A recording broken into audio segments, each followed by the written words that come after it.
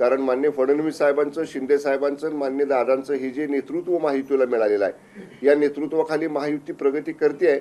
आणि राज ठाकरे साहेब जर अशा विचारांचं स्वागत करत असतील तर आम्ही देखील त्यांचं स्वागत करू. गिरीश महाजन जबाबदार मंत्री ते काय म्हणतात की लाडकी बहीण योजनेमुळे 30 ते 40,000 कोटींचं बर्डन सरकारवरती पडलंय, त्यामुळे सध्या तुर्तास कर्जमाफीचा प्रस्ताव नाही. काही शेतकरी कर्ज भरत नाही की कर्जमाफी होईल आहे, त्यामुळे असा कुठलाच प्रस्ताव नाहीये कर्जमाफीचा. सध्या सरकारकडे आर्थिक अडचणी आहेत. काल याच्यावर मी कराडमध्ये सविस्तर बोललेलो आहे आपल्या सर्व इलेक्ट्रॉनिक माध्यमांच्या पुढे, ती तुमच्या सगळ्यांच्याकडे असेल. पण थोडक्यामध्ये मी सांगतो की कर्जमाफीची जी घोषणा जाहीरनाम्यामध्ये किंवा निवडणुकीच्या अगोदर भारतीय जनता पक्षाकडनं महायुतीकडनं देण्यात आलेली होती, ती घोषणा त्याच्यापासून आम्ही बाजूला हटलेलो नाही.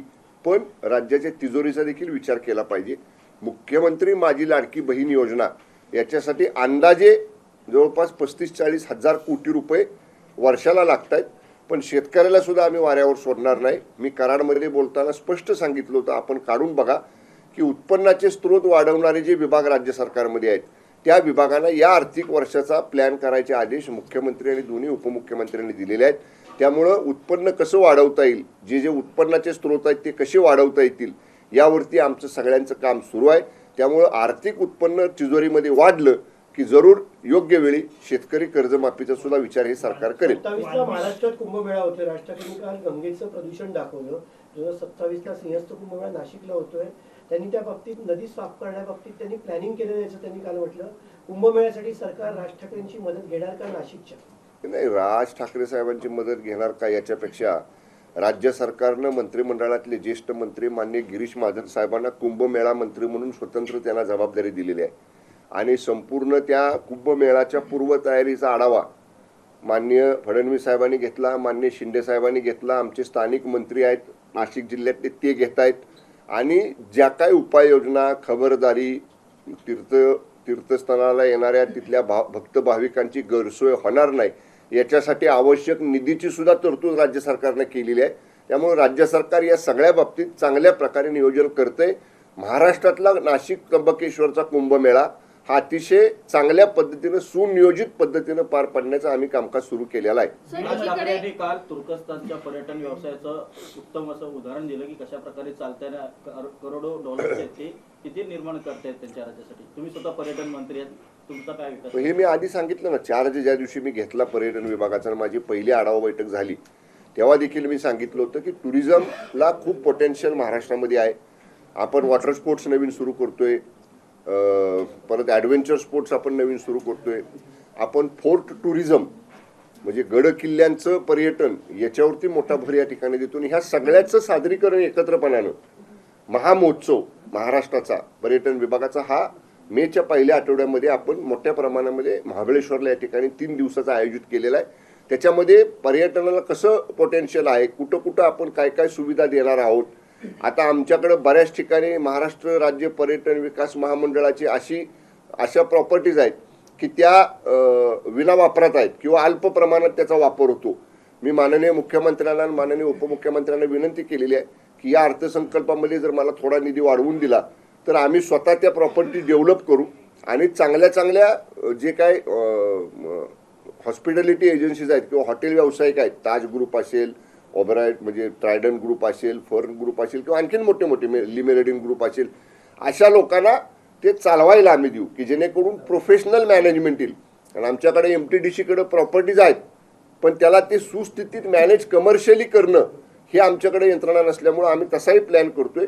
त्यामुळे जरूर आपल्याला येणाऱ्या वर्षभरामध्ये टुरिझमच्या बाबतीत एक चांगल्या प्रकारे मी ज्या गोष्टींचा उल्लेख केला, adventure sports, water sports, fort tourism, ह्या सगळ्या गोष्टी आपल्याला निश्चितपणे टप्प्याटप्प्याने पुढे गेलेले दिसतील. आणखीन एक मुद्दा त्यांनी उपस्थित केलाय की औरंगजेबचं प्रकरण असू दे नंतर बीड हत्या प्रकरण असू दे, मुद्दे महत्वाचे बाजूला ठेवून जातीचा रंग प्रत्येक ठिकाणी दिलेला आहे आणि त्याच्यामध्ये लक्ष विचलित करण्याचं काम काही पक्षांनी केलेलं आहे. कोण करते त्यांनी नाव सांगावं ना, कोण करते. हे बघा, सरकार म्हणून, शासन म्हणून आम्ही तर असे प्रकरण होणार नाहीत आणि असे प्रकरण झाली तर वेळेत ती सगळे आटोक्यात येतील यासाठी सगळ्या यंत्रणा आमच्या कामाला लागेल. राज्य सरकार विशेषतः गृह मंत्रालय असा जाती मतभेद कधीच या ठिकाणी करत नाही. त्यामुळं असं जर काही दुर्दैवानं कुठं घडत असेल तर ते वेळीत आटोक्यात आणण्याचा प्रयत्न आपण करतो. आपण पाहिलं नागपूरचा प्रकार घडला, आपण ॲडिशनल फोर्स तिथं लावला, जवळपास 100-150 पेक्षा जास्त लोकांना अटक करून कारवाई केली. म्हणजे कुठेही जातीय तणाव वाढणार नाही याची खबरदारी महाराष्ट्र सरकार घेतच आहे कायम. चलो. खार पोलिसांनी कुणाल कामरा यांना समन्स बजावलेलं आहे. आज त्यांना कुठल्याही परिस्थितीत हजर व्हायचं आहे, मात्र अद्याप ते हजर झाले नाही, कुठल्याही संपर्कात नसल्याचं पोलिसांनी. काय आहे, संजय राऊतांचे ते संपर्कात आहेत. म्हणजे ते त्यांनीच सांगितलं, संजय राऊतांनी सांगितलं, माझं त्यांचं बोलणं होतंय. नोटीस देऊन जर कुणाल कामरा येत नसेल तर संजय राऊतांना घ्या ना बोलवून चौकशीला, की तुम्ही संपर्कात आहे, कुठल्या नंबरवर आहे, कुठनं संपर्कात आहे. त्यामुळे पोलिसांची ही पद्धतच आहे की एखादा संशय मिळत नसला तर त्याच्या नजदीक लोकांना, जवळच्या लोकांना बोलवतात चौकशीला. म्हणजे आज वाट बघावी पोलिसांनी, 31 तारीख आहे, नाही तर उद्या संजय राऊतांना बोलवावं. खार पोलीस स्टेशनचं निवेदन द्याल का की संजय राऊत संपर्कात आहेत, त्यांना बोलून त्यांची चौकशी करावी? मंत्र्यांनी निवेदन द्यायची आवश्यकता नसते. पक्षातर्फे काय पक्षातर्फे सुद्धा निवेदन, ही पोलिसांची कामकाजाची प्रक्रियाच आहे. म्हणजे आपण बघा, कुठल्याही केसमध्ये संशयित सापडला नाही की तो कोणाच्या नजीक, म्हणजे लवकरच्या मागच्या काळात कोणाच्या संपर्कात होता, त्याचं कुठं टावर लोकेशन होतं, कोणाच्या फोनवरनं त्याच्याशी फोन झाला होता, हे सायबर सेलवाले काढतात शोधून. त्यात ऑटोमॅटिक संजय राऊत आणलं. त्याच्यापेक्षा संजय राऊतांची क्लिपच पाठवा ना पोलिसांना, खार पोलीस स्टेशनच्या अधिकाऱ्याला. तुमच्या चॅनलकडे आहे ना, एक लोकहिताचं काम तुम्ही पण करा, त्या खार पोलीस स्टेशनला द्या पाठवून ती क्लिप, ते लगेच आमचे अधिकारी इन ऍक्शन येतील. सर, बीड मधली एक घटना समोर आली आहे. वाल्मिक कराडला कारागृहामध्ये मारहाण झाल्याची बातमी समोर येते. जुने काही त्यांचे वैमनस्य होते आणि त्यातून ही मारहाण झाल्याची माहिती आहे. मी पण आज पाहिलं मगाशी वाहिन्यांवरती की जेलमध्ये त्या प्रकरणातल्या वाल्मिक कराडला आणखीन एक जणाला कुणाला तरी तिथं मारहाण झालेली आहे. मला अधिकृत माहिती नाही, कदाचित माननीय गृहमंत्री महोदय किंवा गृहराज्यमंत्री महोदयांकडे त्याची माहिती असेल, पण मी अधिकृत माहिती जेल प्रशासनाकडनं घेतो. अधिकृत माहिती घेतल्याशिवाय बोलणं योग्य नाही. एक मिनिट. सर, राज ठाकरे रामलल्ला यांचं दर्शन घेण्यासाठी जाणार आहेत, मात्र ब्रिजभूषण सिंग यांनी सांगितलेलं आहे की त्या ठिकाणी पहिलं उत्तर भारतीयांची त्यांनी माफी मागावी, तरच त्यांनी रामलल्लाचं दर्शन घ्यावं. हिंदुत्वाचा अजेंडा आहे, मराठी माणूस म्हणून सोबत याल तर नक्कीच स्वागत करू, अशी भूमिका मांडणाऱ्या राज ठाकरेंच्या मागे महाराष्ट्र सरकार असेल का? नाही, हे बघा, एका पक्षाचे प्रमुख म्हणून प्रभू रामचंद्रांचं दर्शन घेण्याचे अधिकार सगळ्यांनाच आहे. धार्मिक स्थळाला भेट देणं आणि तिथं देवादिकांचं दर्शन करणं आणि त्याला पक्षीय वक्तव्याचा आधार घेऊन मना करणं, ह्या दोन भिन्न बाजू आहेत. जर मान्य राज ठाकरे साहेब प्रभू रामचंद्रांच्या दर्शनासाठी जात असतील तर त्यांना अडकाव करू नये. उत्तर भारतीयांच्या बाबतीतली राज ठाकरे साहेबांच्या पक्षाची भूमिका वेगळी आहे. अक्रॉस द टेबल किंवा दोन्ही पक्षाचे किंवा दोन्ही उत्तर भारतीयांची आणि राज ठाकरे साहेबांच्या पक्षाच्या लोकांची याच्या बाबतीत चर्चा होऊ शकते. चर्चेतनं त्यांनी मार्ग काढावा, पण देवधर्माला जाताना कोणाला अडवणं योग्य नाही. हिंदी में थोड़ा लो. संजय राउत बोल रहे हैं कि मोदी जी रिटायर होंगे और उनका वारिस महाराष्ट्र से होगा. देखिए, भारतीय जनता पक्ष का नेतृत्व कौन करेगा, इसका निर्णय लेने का अधिकार जो नेशनल पार्टी है बीजेपी, उनको और उनके पार्टी का जो हाईकमांड है उनको है. पूरे देश भर में भारतीय जनता पार्टी की सत्ता और महायुति की सत्ता है. ऐसा वक्तव्य कौन कर रहा है मोदी जी के नेतृत्व के बारे में? वो संजय राउत उबाटा का प्रवक्ता कर रहा है. अभी उबाटा का साइज अगर देखे तो भारतीय जनता पक्ष की व्याप्ति, भारतीय जनता पक्ष का जितना साइज देश में है उससे तो कंपैरेटिवली बहुत छोटा पक्ष है उबाटा. और इसके आगे भी भारतीय जनता पक्ष के महाराष्ट्र के वरिष्ठ नेता और राज्य के मुख्यमंत्री आदरणीय फडणवीस साहब ने क्या स्टेटमेंट दिया है कि 2029 का चुनाव हम मोदी जी के नेतृत्व में ही लड़ेंगे. तो इसका आंसर क्लियरली भाजपा के वरिष्ठ नेता लोगों ने दिया है ना कि मोदी जी के नेतृत्व में ही 2029 का इलेक्शन हम लोग लड़ने वाले. तो बार बार इसके ऊपर राउत को सवाल खड़ा करने की कोई जरूरत नहीं है. क्यों कर रहे होंगे ऐसा? उसको पूछो ना. अभी एक दिन के बाद शायद अभी इन्होंने पूछा ना कि वो खार पुलिस स्टेशन में, किधर कौन सा पुलिस स्टेशन, खार पुलिस स्टेशन में कामरा के, तो वहाँ शायद मिल सकते हैं आपको. कामरा को लेकर के जिस तरीके से संजय राउत के बयान आ रहे हैं, लेकिन पुलिस कह रही नोटिस भेज रहे हैं, कामरा संपर्क में नहीं आ रहा है, कहाँ पर है? तो नहीं, आज लास्ट डेट है उसका. जो पुलिस ने उसको जो टाइम लिमिट देना चाहिए नोटिस में, वो टाइम लिमिट देने के बाद 31 मार्च का उसको डेडलाइन दिया है। रात 12 बजे तक भी वो आ सकता है। अगर आया तो पुलिस उसको क्वेश्चन करेगी, पुलिस उसका इन्वेस्टिगेशन करेगी और उसके बाद पुलिस अपना जो भी लॉ है, जो भी रूल्स है उसके तहत आगे काम करेगी। लेकिन अगर नोटिस मिलने के बाद भी और अगर पुलिस ऐसी कहती है कि वो इसमें नहीं है, संपर्क में नहीं है, तो अभी संजय राउत ने 2 दिन पहले कहा था कि उसके संपर्क में, संजय राउत के संपर्क में वो है और संजय राउत की उसके साथ बात हुई है, वो ओपन चैनल पे का है। तो मेरे आपको भी रिक्वेस्ट है माध्यम भाइयों को कि आपके पास की जो क्लिप है वो खार पुलिस स्टेशन के वरिष्ठ अधिकारी को आप लोग भेजो। 12 बजे के बाद अगर वो नहीं कैमरा आता है तो वो किसके संपर्क में था, पुलिस उसको भी चौकसी के लिए बुला सकती है।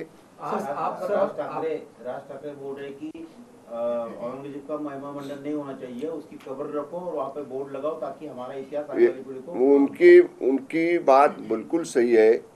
जो स्वराज्य द्वेष्टा है, जो हमारे राजा छत्रपति धर्मवीर संभाजी राजे का उसने कत्ल किया, धोखे से कत्ल किया, उसका अंत भी इस महाराष्ट्र की मिट्टी में ही हुआ।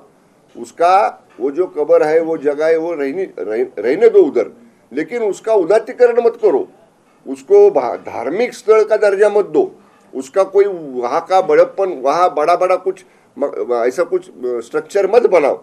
वहाँ राज ठाकरे साहब कहते हैं वैसे वहाँ लिखना चाहिए जो महाराष्ट्र खत्म, स्वराज्य खत्म करने के लिए आया था, वो खुद ही इस मिट्टी में खत्म हो गया, लेकिन वो स्वराज्य को हाथ नहीं लगा पाया। ऐसा बड़ा बोर्ड लगा के उसको कैसा उसका अंत हुआ औरंगजेब का महाराष्ट्र में, ये लोगों को, अगली पीढ़ी को समझ आना चाहिए। इसके लिए राज ठाकरे ने जो कहा वो सही है।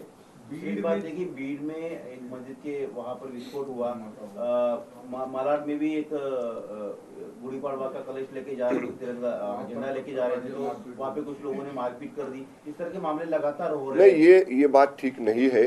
बीड़ का जो इंसिडेंस हुआ, उसका जो मेन एक्यूज्ड है उसको पुलिस ने पकड़ लिया है। उसने कोई रील वगैरह बनाई थी वो जिलेटिन के साथ में, पुलिस उसका इन्वेस्टिगेशन करेगी।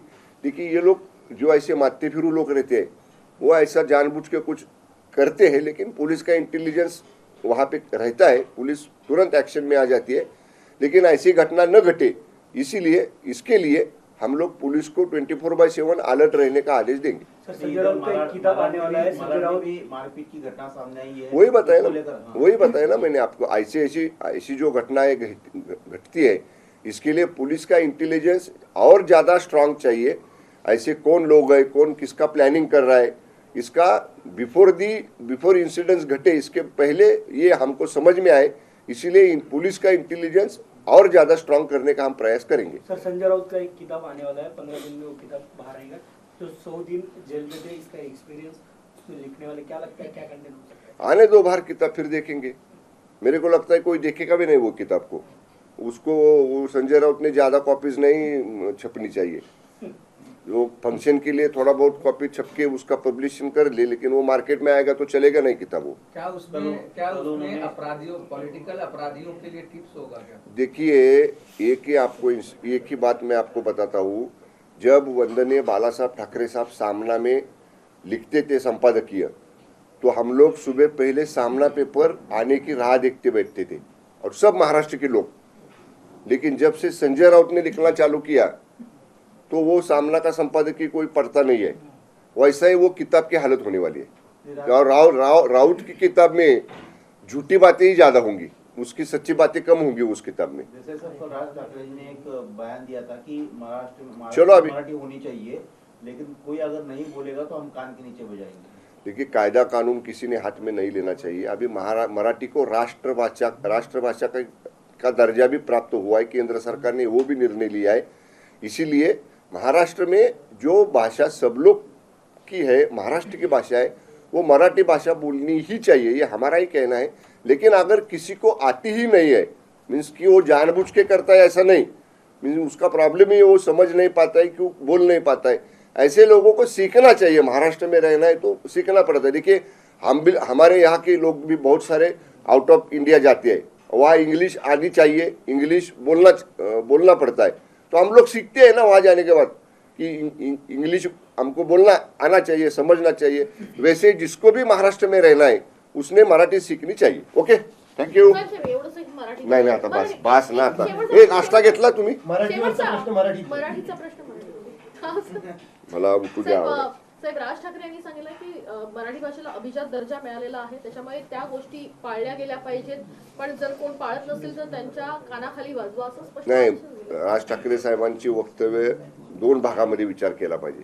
पहिला भाग तर राष्ट्रभाषेचा दर्जा मिळाला आहे तर तो स्वागतार्ह आहे आणि त्याच्या अनुषंगानं मराठी हे महाराष्ट्रामध्ये बोलणं हे निश्चितच सगळ्यांना आलं पाहिजे। मराठीच्या बाबतीत कायदा हातात घेऊन मराठी येत नाही म्हणून कोणाला तरी मारहाण करणं, म्हणजे ज्याला खरंच अडचण असेल, समजत नसेल, बोलता येत नसेल तर आपण समजू शकतो, पण जाणून बुजून जर एखादा, आता मध्ये आपण 2-3 इन्सिडेंट्स बघितले की जाणून बुजून एखादी व्यक्ती मराठी बोलत नाही हिंदी बोलते, हा मस्तखोरपणा झाला, हा आगाऊपणा झाला। अशा लोकांना निश्चितपणे, पण कायद्याच्या मार्गाने पोलिसांना सांगून म्हणा किंवा बाकीच्या लोकांना सांगून म्हणा, त्यांना समज दिली पाहिजे, त्यांना वठणीवर आणलं पाहिजे। पण महाराष्ट्रामध्ये सरकारमध्ये असताना आम्ही म्हणणं की कानाखाली लावू हे योग्य नाही, पण मराठीचा आदर आम्ही सगळेजण करतो आणि मराठी ही सगळ्यांना आलंच पाहिजे। राष्ट्रभाषेचा दर्जा मराठीला मिळालेला आहे। ज्याला महाराष्ट्रात राहायचंय, ज्याला महाराष्ट्रामध्ये काम करायचंय, उद्योग करायचा आहे, व्यवसाय करायचा आहे, नोकरी करायची, त्याला मराठी ही आलंच पाहिजे। उदाहरण आपण घ्या, आपल्यातले बरेचसे लोक परदेशात आपण जातो आणि परदेशात गेलो की तिथं बहुतांश ठिकाणी इंग्लिश बोलावं लागतं, पण आपण जाण्यापूर्वी शिकतो किंवा तिथं गेल्यानंतर शिकतो इंग्लिश वाचायला, बोलायला।